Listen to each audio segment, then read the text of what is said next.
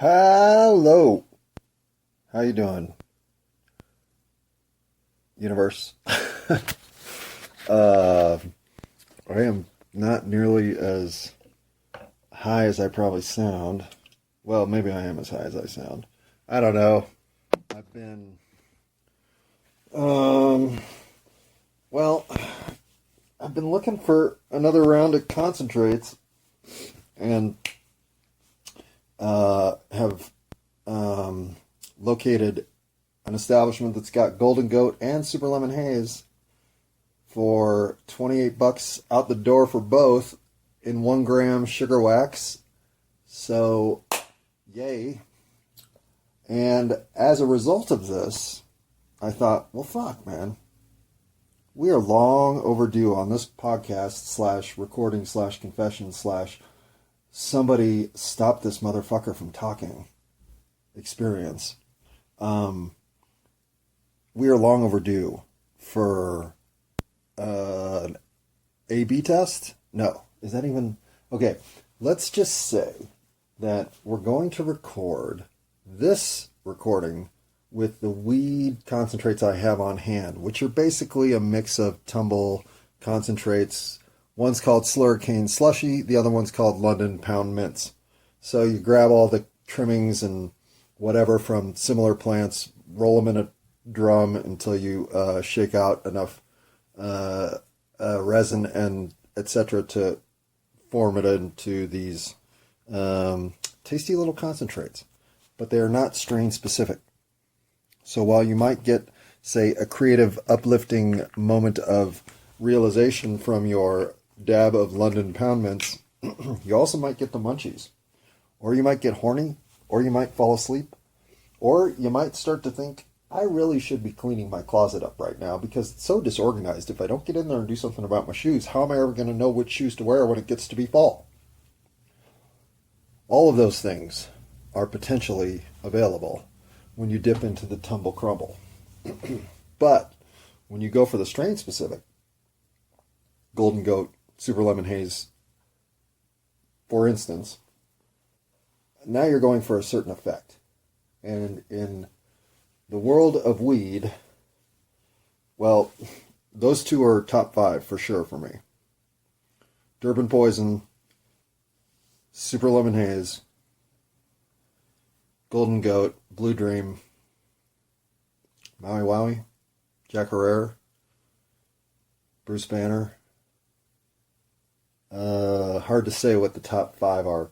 Top 10 would even be challenging. But once you start to get 2 of your favorite 5 concentrates in profile and in nugget tumble fashion, which is supposedly what these are, well then now you're talking about not only wanting an experience to present itself in the consistency that you're used to, but knowing that that experience should, let's emphasize should produce higher quality content right here.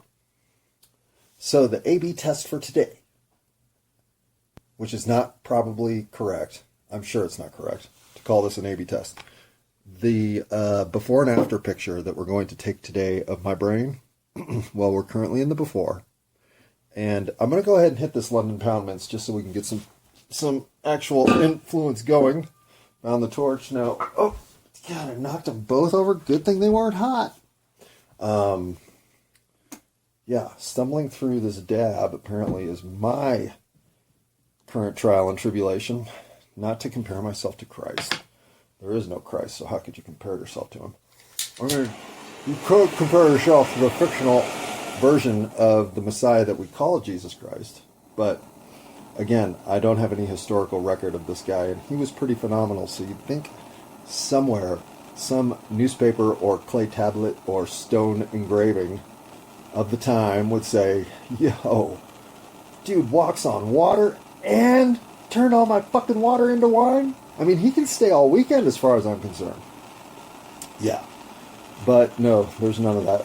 So, given that the Romans were prone to record keeping, and again, seems like the kind of guy you would keep a record of, well, other than the crucifixion data that can somewhat be tied to a historical character.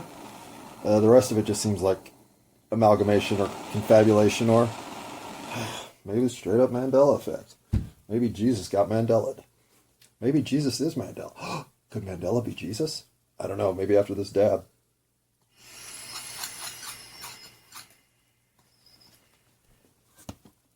But was Jesus black? I think he was Arabian. Is Arabian a race? Should I stop talking now? Probably. Pause. All I'm saying is the guy was born in Jerusalem. I mean, Bethlehem, right? I think. Is that the... Whatever.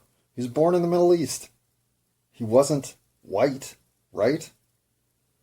So I figure best case scenario, he kind of looked like, what? Lorenzo Lamas? Or maybe more like,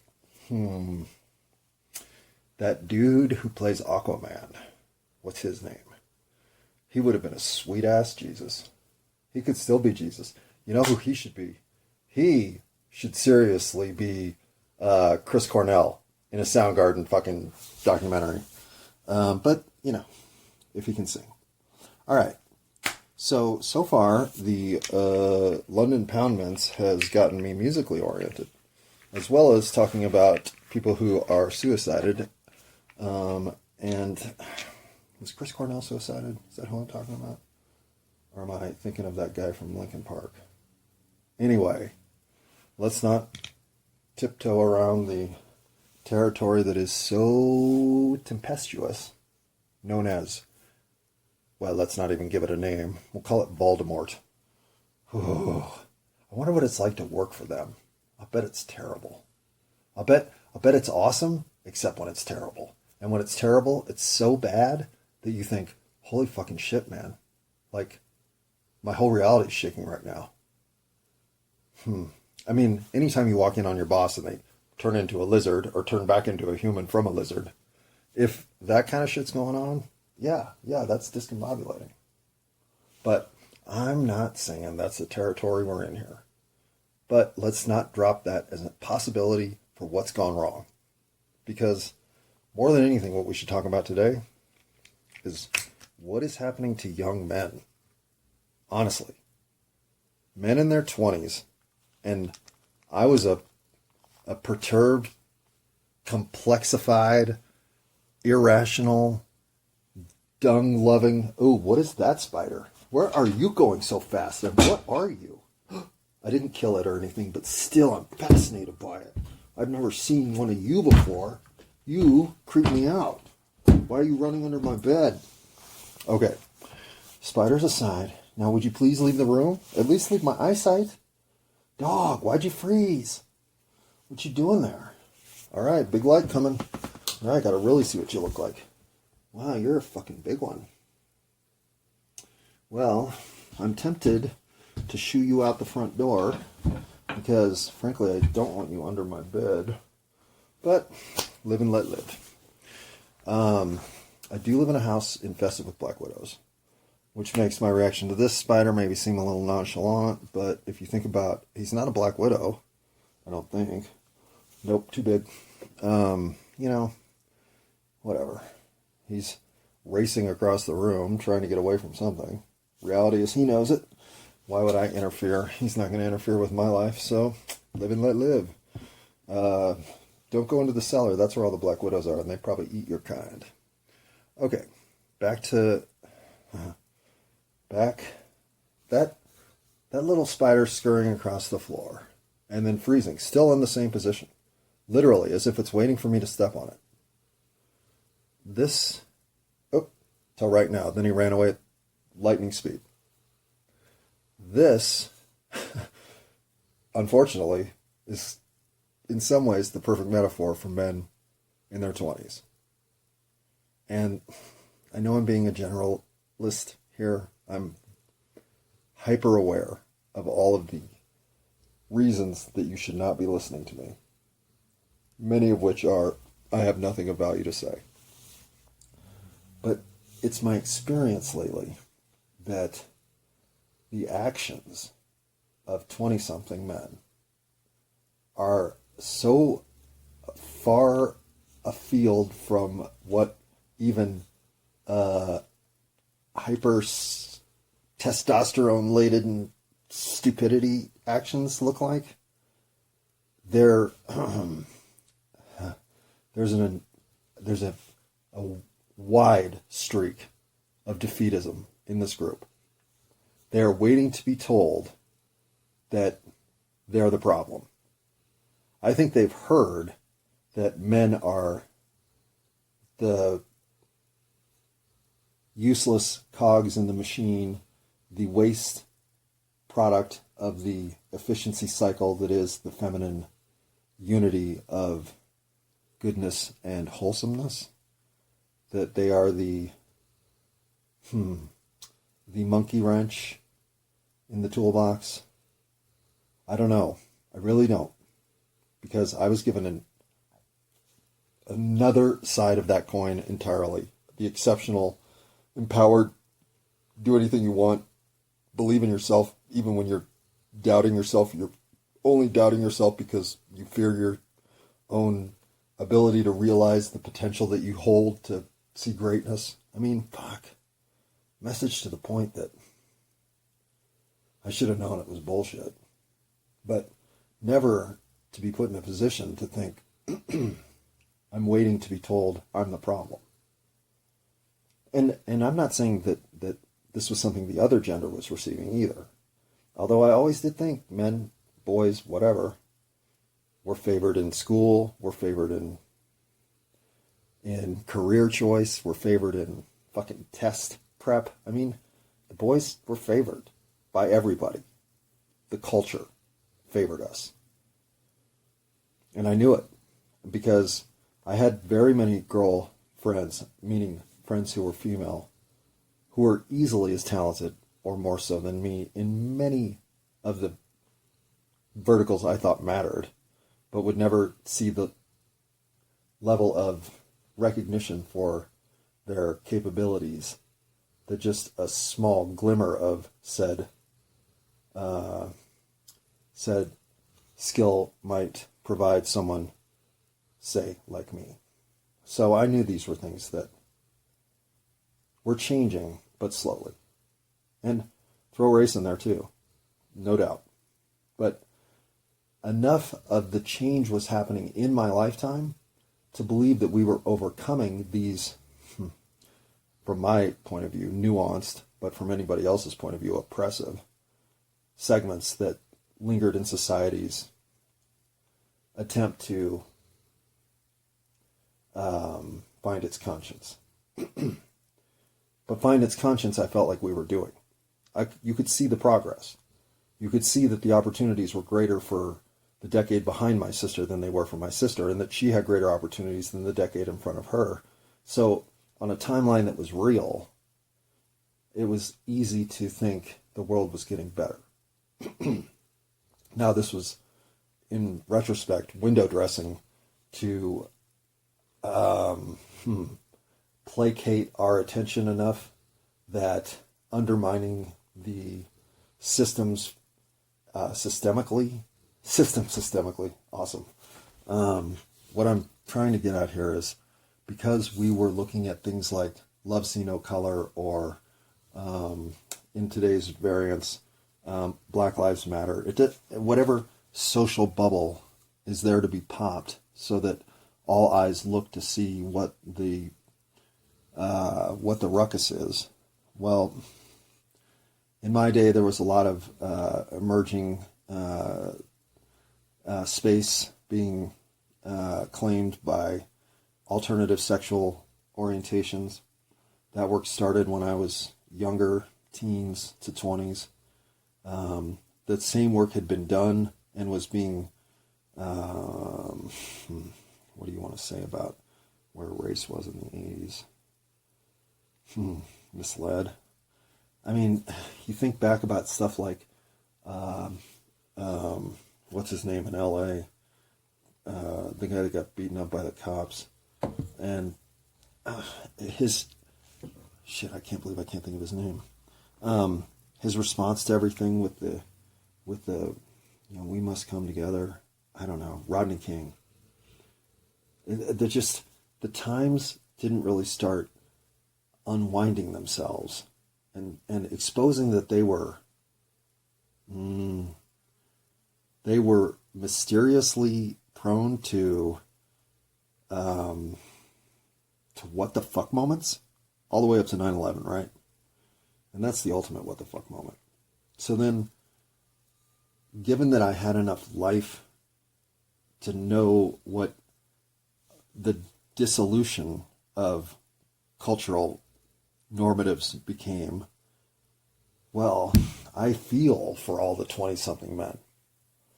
They are unmoored in choppy seas of messaging that is doing anything but helping them gain orientation or find inner strength or just live a life of somewhat satisfactory return. Career, relationship, family, finance, self-worth,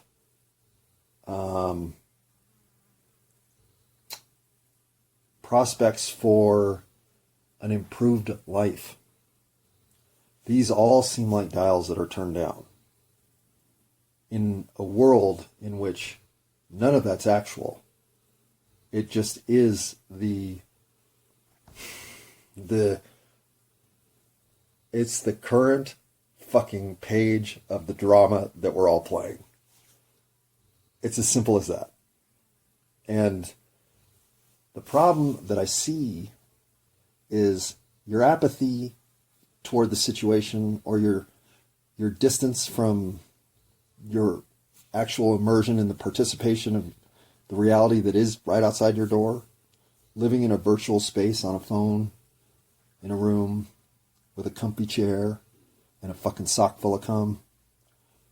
It's a disservice to your own human experience that you came into a place where all that behavior was not just accommodated, it was normalized.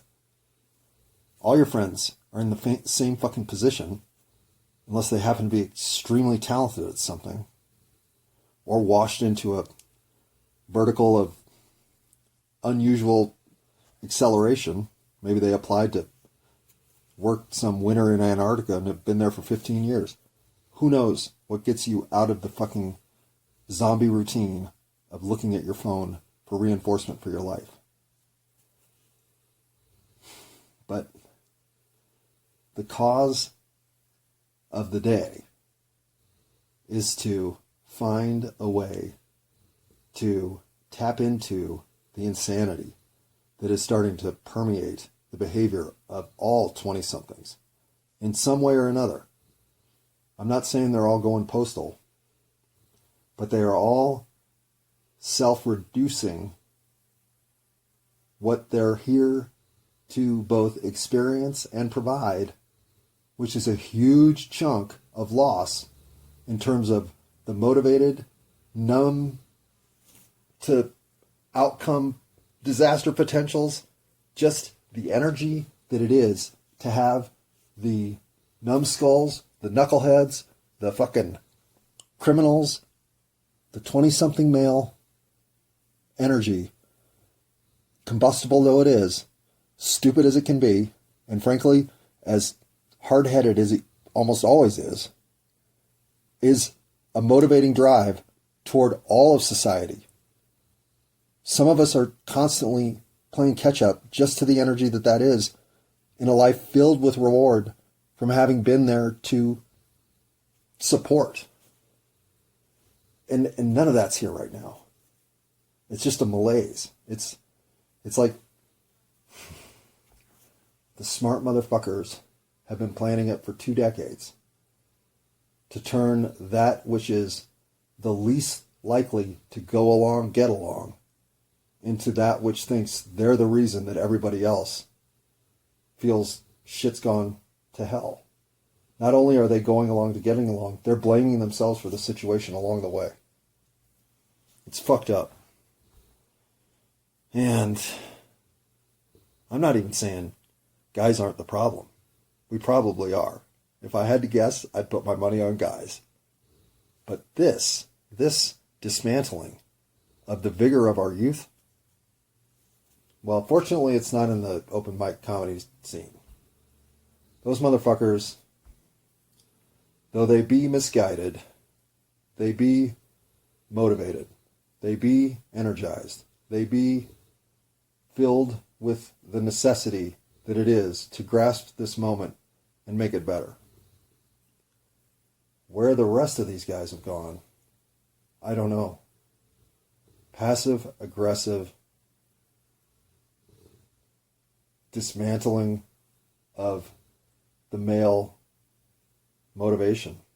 That's what it is. There's no motivation in them. And I had a really, really, really good conversation with somebody yesterday for about an hour that was easily the best 20-something male conversation I've had in 2 years. And it's because of this connection in a admittedly loggerjam relationship up until then, that I started thinking, okay, what's stripping them of their expression to be themselves? And in this particular instance, well, it was stuff that I already knew. I knew that, I mean, this is the typical stuff, right? If you happen to work with your girlfriend, the days that your girlfriend's not at work and you are, you're a much better person to hang out with. Period.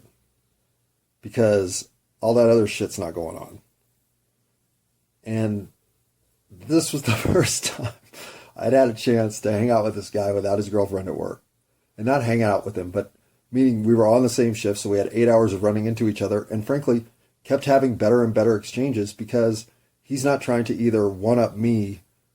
You know, I mean, just all the things that guys have in their head when they're in proximity to their girlfriend, but not like on a date. They're just, how could you work with somebody you fucking date? I don't know. It's all so awful. But of course it happens to everybody, and it's happened to me 1,000 times. So I'm not about to say that it's not the kind of thing that you just have to deal with. But this suffocating environment that we've all been in at least once, when released from it, well, the next moment in time is probably the first moment in time that's true. Like, whatever you ask me and I respond and you respond back, I assume comes untainted with the mist of others. And it just kept building to the point where finally I was like, okay, maybe you two aren't so oil and water. Like, there's a lot more here than I knew about either one of you once I get either one of you alone to have a conversation about who you are and what you're up to and what your life goals look like. Like, really interesting. And because he's aware enough that the people around him have lost their sense of drive, he's starting to think he needs to be in overdrive while the opportunities are right in front of him. And I was like, fuck yeah, you do. I mean, there is nothing right now that you should be limiting yourself as a 20-something in your trajectory as to what you can accomplish. Because everybody that's trying to accomplish something online is going to fail except 1%, maybe less than that. So the 99% of them that just think, oh fuck, I couldn't get that done, I suck, are just going to reinforce messaging that isn't necessarily true, but is vibrant for the taking if you're willing to go fail. So how do you not fail? You get into the real world, you see where there's all kinds of opportunity to show anybody that you have drive or ambition, and you take whatever vertical looks tantalizing and you run with it. I don't care if you have to sample 4 different things before you finally find a 5th thing that feels right. But once you're there, show motivation, show drive, show a fucking flair for doing things because you're interested in them. And this world will respond to you. Man, I know you can't go back in time and live your life all over again. But if I were a 25-year-old male right now, the world is your oyster. You just need to see how to grab it. So maybe that's what I'll spend my time on Super Lemon Haze and golden goat discussing? Probably not.